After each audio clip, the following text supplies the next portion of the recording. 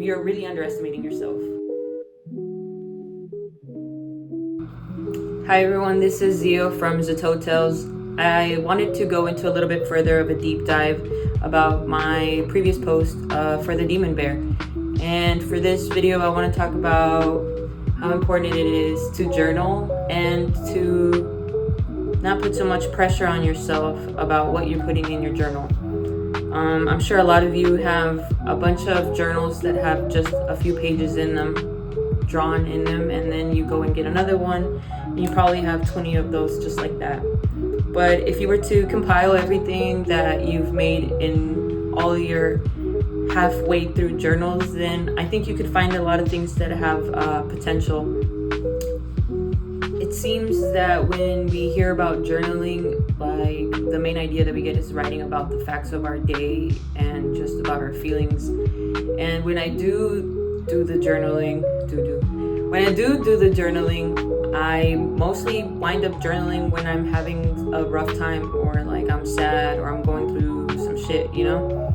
So I want to take the idea a little bit away from that, and mainly, you don't have to use words. You can use your drawings to journal along your way, and I think you'll know based off what you drew how you were feeling, and maybe you'll be able to like actually capture better through what you drew than what you could have possibly used for words. And I wanted to show you guys my journal drawing for my bear demon. See here. So this was drawn through a time period that was really tumultuous for me, and I think you can see that in the drawing. It started off with a bear. You can see his two eyes here, and what I was trying to draw is a snout and the teeth.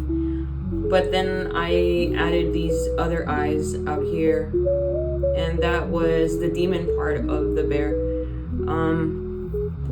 I also tried to draw a skull in the nose, but that didn't work out too good. But through this drawing, I was able to express a lot of the rage and all the stuff that I was going through during that time period.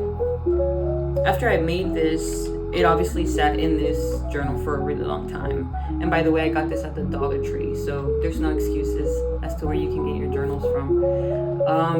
And once I made this, like I said, it sat in here for a minute, and I just knew that there was so much of me inside of this little sketch that I knew that there was a lot more to be expressed through it. And so, like a lot of instructors say, you gotta keep pushing, push those values and the contrasts, sharpen those lines, and that's what I did. So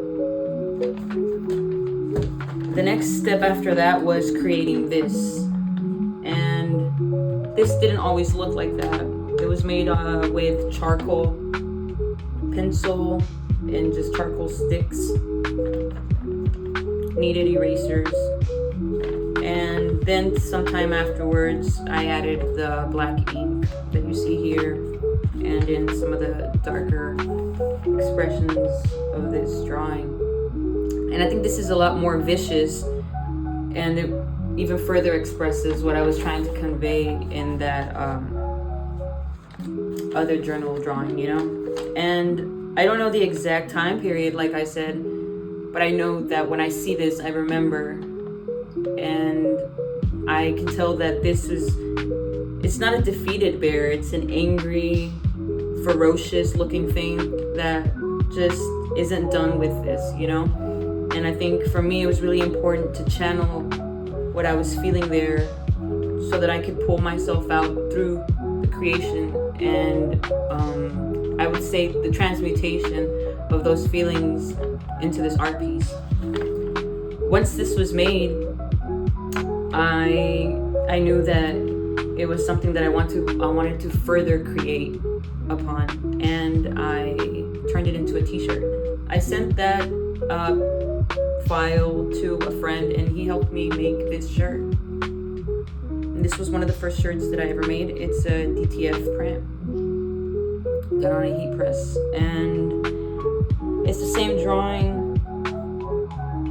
with some words here at the bottom, and it says, "When life becomes unbearable, channel the resilience of a bear." And my friend helped me come up with that line, and it really does express what the shirt, I guess, is trying to say. But I didn't really vibe with the sentence, and I wanted just to have the bear express itself, you know. And I wanted it to be bigger because I think the actual drawing size is what I was kind of going more towards. I wanted it to be as big as it was on the actual drawing that I just showed you guys before. After that second shirt, I made this. These are pictures from the photo shoot I had for my merch drop.